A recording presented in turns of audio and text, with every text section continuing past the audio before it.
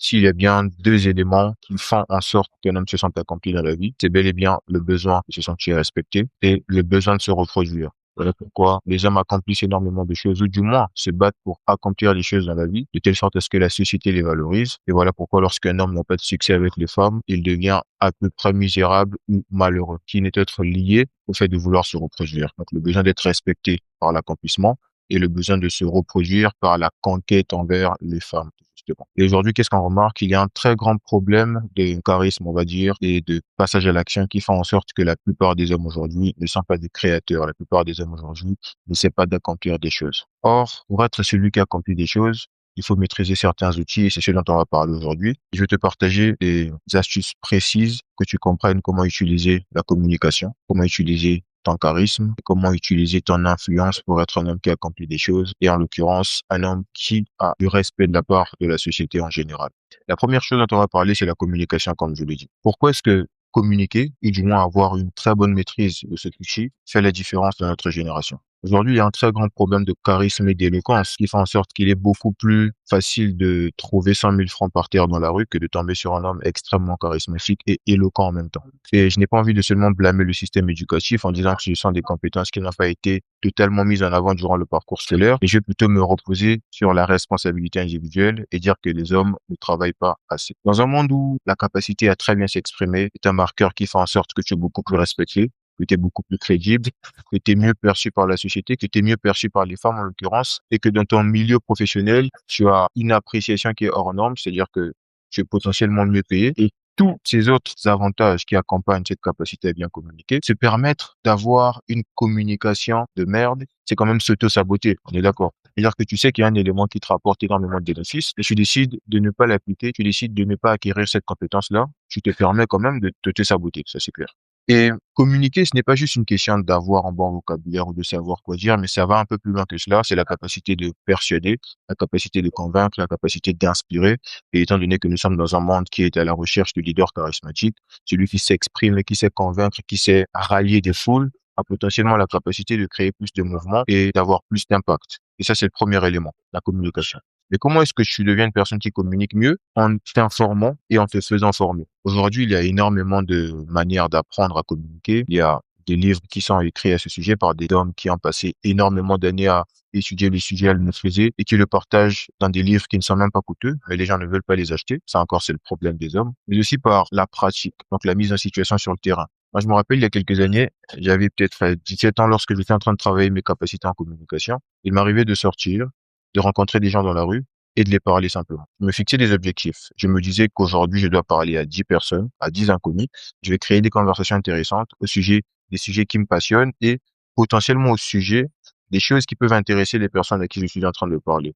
Et j'ai fait ça pendant très longtemps. Je pouvais me fixer un mois non-stop, tous les jours, je sors, je parle à des inconnus et ça m'aidait à m'évoluer. Ce qui est intéressant dans le fait d'avoir un partenaire de parcours ou un ami avec lequel vous accomplissez des choses, c'est justement ça, parce qu'à l'époque, j'avais un ami avec qui on se fixait les mêmes objectifs, c'est-à-dire qu'on prenait des jours, on sortait et on discutait juste avec les gens. On pourrait me dire que c'est vain, c'est une perte de temps, quoi que ce soit, mais moi, je sais des bénéfices que cela a apporté dans ma vie et c'est très factuel. Parce que lorsque tu discutes avec des personnes que tu connais pas, tu développes en même temps d'autres capacités. La capacité de gérer l'inconfort, de gérer le stress, potentiellement, de discuter avec des gens qui ne sont pas forcément disposés à t'écouter. Et lorsque tu parviens à les captiver, bah, ça te montre que tu as la possibilité de créer des conversations intéressantes et bah, de faire en sorte que ton idée ou ta manière de te présenter soit intéressante, justement. Donc, je disais qu'il y a aussi cette façon-là de travailler, d'aller sur le terrain directement, de discuter, de prendre des avis, de savoir créer des conversations engageantes, etc. Et à la longue, qu'est-ce que ça produit? Bah, ça fait en sorte que tu sois le type de personne qui est à l'aise avec les interactions sociales. On vit en société. Tu peux faire l'autruche face à ce fait, mais nous sommes constamment confrontés à des relations sociales. Et si on se rend compte que tu es le type de personne qui n'est pas à l'aise dans les interactions sociales, qui n'est pas à l'aise dans les échanges, qui n'est pas à l'aise dans les négociations, qui panique dans des entretiens, on dirait qu'on va lui couper la tête, bah, tu montres potentiellement que tu es le type de personne à qui on ne peut pas faire confiance. Parce qu'aujourd'hui, on a vraiment rendu le concept de confiance en soi un peu banal. On a transformé ça pour le comparer à un effet un peu plus pathologique, pour vraiment aider les gens à se baigner encore dans cette zone de confort. Mais le manque de confiance qui se trahit par ta capacité à mieux communiquer ou pas est quelque chose qui peut te porter préjudice. Que ce soit dans le monde professionnel, dans le monde des affaires, dans la société en général, avec les femmes, tout ce que tu veux, tu communiques mal, tu n'obtiens pas ce que tu veux. Encore là, je parle de situations sociales, je ne parle pas de concepts purement techniques parce que vous allez me dire que la communication orale en tant que telle n'est pas forcément valorisée dans tous les secteurs et je serais d'accord, je parlerai des mathématiques où la compétence brute prime, mais je pense pas que tu sois quelqu'un qui veut uniquement performer dans les mathématiques. Et même si c'est le cas, lorsque tu seras amené à, on va dire, partager tes compétences en mathématiques, il te faudra forcément des compétences en communication. Tu seras pas un putain de geek qui se renferme dans un bureau, on dirait un informaticien concentré devant un ordinateur, qui parle à personne, qui n'a rien à expliquer et qui sait uniquement coder des trucs ou créer des logiciels. Non. Tu veux bel et bien avoir des interactions avec des hommes. Tu vis en société. Tu n'as pas non plus le choix que de faire cela. Voilà pourquoi c'est très important d'apprendre à communiquer. Et comment est-ce que tu apprends à communiquer? Comme je l'ai dit auparavant, tu t'informes, tu lis des livres, tu les lis à haute voix. Ça, c'est une technique que je te donne lorsque j'étais en train de travailler mon élocution parce qu'il y a des gens qui me disent, parfois tu parles très rapidement, mais c'est très audible et il y a un rythme intéressant, ce qui fait en sorte qu'on t'attribue des qualités exceptionnelles en matière d'éloquence. C'est parce que je lisais des livres à haute voix. Tu prends un livre et tu le lis avec la même énergie que l'auteur aurait aimé que tu y mettes. Donc, tu t'imagines être l'auteur de ce livre et tu lis avec la même énergie, avec une articulation prononcée, avec une énergie prononcée. Et tu te rendras compte qu'au fur et à mesure, tu auras une facilité de prononciation, ce qui va t'amener à avoir une fluidité dans ton expression verbale. Et donc, pour aussi travailler l'articulation pour des personnes qui ont des problèmes d'articulation, parce que même lorsque tu penses que tu n'as pas de problème d'articulation, il suffit que tu te mettes dans une situation inconfortable avec une personne influente pour parfois te rendre compte que tu as des problèmes d'articulation. Et pour régler ce problème, je vais te donner un exercice que j'ai très rarement vu sur les réseaux, mais qui est quand même très pratique, c'est de lire en même temps, à haute voix, mais avec un obstacle. Tu peux lire avec un stylo dans la bouche, ça c'est une astuce qui est quand même fortement donnée. Tu places un stylo dans ta bouche et tu essaies d'articuler le mieux possible. Ça fera en sorte que tu sois très obligé de parler clairement avec un stylo. Imagine comment est-ce que tu pourrais parler légèrement sans le stylo si tu avais l'habitude de pratiquer cet exercice assez constamment. Et deuxièmement, j'ai dit que pour développer sa communication, il fallait pratiquer sur le terrain. Discute avec des gens. De toutes les façons, tu auras toujours affaire à des gens. La vie, tu ne vis pas seul sur une île déserte. Tu vis avec des gens, il y aura des interactions sociales, on aura besoin de ton avis, on aura besoin que tu présentes des projets, on aura besoin que tu parles en général. Mais si chaque fois qu'on te donne la parole, tu ne sais pas l'utiliser, que tu as une communication qui soit fait en sorte que les gens se moquent de toi, ou qui fait en sorte qu'on n'a même pas envie de te faire confiance, on n'a même pas envie de te prêter, qui fait en sorte qu'on n'a même pas envie de te suivre, bah, tu as déjà perdu une grande partie de ton levier. Pratique. Fais des appels, discute avec des gens et prends de l'expérience. C'est comme ça que je suis grandi. Albert Einstein disait, la connaissance, c'est l'expérience. Et tout le reste n'est que de l'information. Lorsque j'ai dit qu'il faut que tu t'informes et qu'il faut que tu te formes dans le domaine de la communication, en lisant des livres, par exemple, comment mieux parler en public ou comment créer des conversations pour les nuls, tu vois, des livres un peu comme ça, et en les lisant à haute voix, là, tu t'informes, tu te formes. Mais ce n'est que de l'information, ce n'est pas la connaissance. Cette information devient connaissance lorsque tu en fais une expérience. Et comment tu en fais une expérience? C'est en allant réellement parler à des gens. C'est en te mettant dans une situation sociale qui t'oblige ou du moins qui t'emmène à expérimenter cette information que tu as eu à acquérir précédemment. C'est de ça qu'il s'agit. Donc, pratique. Deuxièmement, on va parler de charisme. Pourquoi est-ce que c'est important? Parce que nous sommes dans une société où le non-verbal prime. Ça, il faut le savoir. Et c'est intimement lié à notre nature. C'est-à-dire que nous avons beaucoup plus tendance à faire confiance à quelqu'un qui présente des signes physiques de confiance que quelqu'un qui nous emmène naturellement à douter de lui, rien que par sa posture physique. C'est-à-dire que si tu dois collaborer avec un partenaire d'affaires, et que le jour du rendez-vous, tu te rends compte que c'est quelqu'un qui te parle en tremblant, comme ça, il n'est pas trop sûr de lui. Je pense pas que même si on t'avait dit que c'était le meilleur associé que tu pourrais avoir, tu serais vraiment à fond, tu voudrais vraiment te mettre à travailler avec lui à fond. Son attitude physique va révéler ses insécurités, ce qui va créer en toi un blocage et tu voudras plus du coup travailler avec lui parce que tu auras l'impression que soit c'est un traître, soit c'est quelqu'un qui va tout brûler, soit c'est quelqu'un qui sait pas faire les choses parce qu'il panique comme ça, il tremble. Dans aucun cas, tu te dis, il tremble parce qu'il est extrêmement compétent. Dans aucun cas. Zéro. Ton charisme, c'est donc ta capacité à inspirer confiance avant même que tu n'aies à beaucoup parler. Que ce soit par ta posture physique, par ta façon de t'exprimer, par rapport à la communication, c'est un marqueur de charisme aussi, par ta façon d'articuler tes idées, par ton calme, par ton regard, ta façon de te tenir. C'est tout un écosystème. Comment est-ce que tu développes cela?